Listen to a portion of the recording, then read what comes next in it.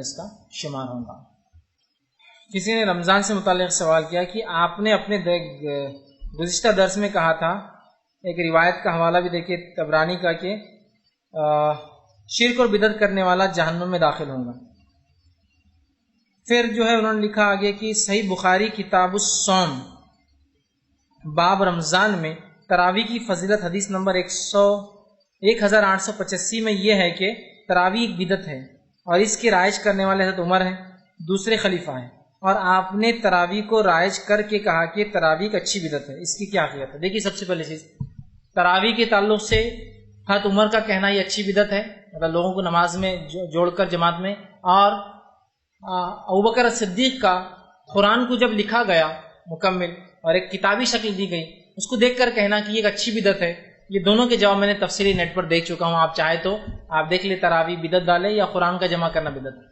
اس لیے کہ یاد رکھیے، میں آپ کو اس سے پہلے بتا چکا ہوں کہ عربی زبان میں یا کوئی بھی زبان میں ایک چیز کا اصطلاحی معنی ہوتا ہے۔ اصطلاحی معنی مطلب وہ کس ٹرم میں یوز ہو رہا ہے، اور ایک ڈکشنری میننگ ہوتا ہے، لغت کا معنی ہوتا ہے کہ ڈکشنری میں کیا معنی ہے۔ جیسے مثال کے طور پر اول کا کیا معنی ہے؟ الاول بولے تو اللہ کو بولیں گے، لیکن اول بولے تو پہلی کلاس کو بولتے ہیں۔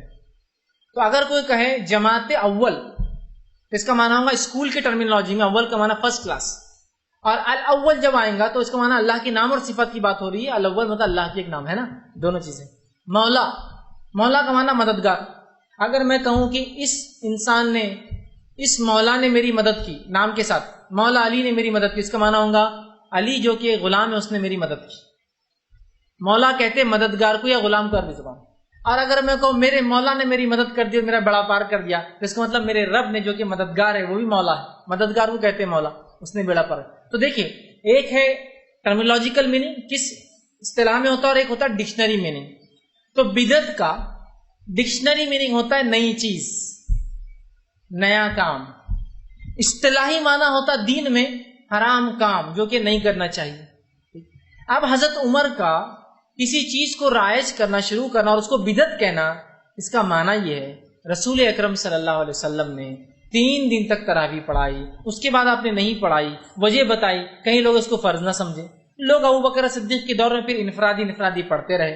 حضرت عمر نے سوچا اللہ کے رسول نے تو جماعت سے پڑھائی نا، اگر نہیں پڑھاتے تو یہ بھی شرعی بدعت ہو جاتی تھی، پڑھائی نا، تو کیوں نہ میں لوگوں کو پھر جمع کروں۔ پھر آپ نے حضرت کعب سے کہا، کعب کیوں نہ لوگ آپ کے پیچھے نماز پڑھے، اور حضرت کعب سے کہا تم امامت کرو، اور دوسرے لوگ پیچھے ہو گئے۔ پھر آپ نے کہا یہ ایک اچھی بدعت ہے، مطلب ایک اچھا نیا کام میں نے کیا، لیکن نئے سے مراد یہ نہیں کہ دین میں ایک نئی بدعت ایجاد کی، معنی یہ کہ وہ کام جو اللہ کے رسول کے بعد رک گیا تھا، حضرت ابوبکر نے نہیں کیا، میں نے پھر سے اس کو چالو کروا دیا۔ یہ اصطلاحی معنی ہے، یاد رکھیے، سمجھ رہے کہ آپ جو ہے ایک جنرل میننگ عربک لینگویج میں کہہ رہے بدعت نئی چیز۔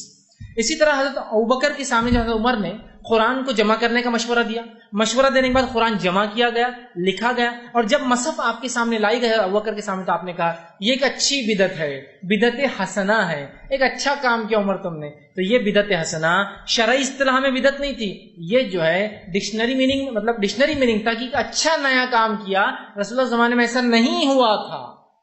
سمجھ رہے بات؟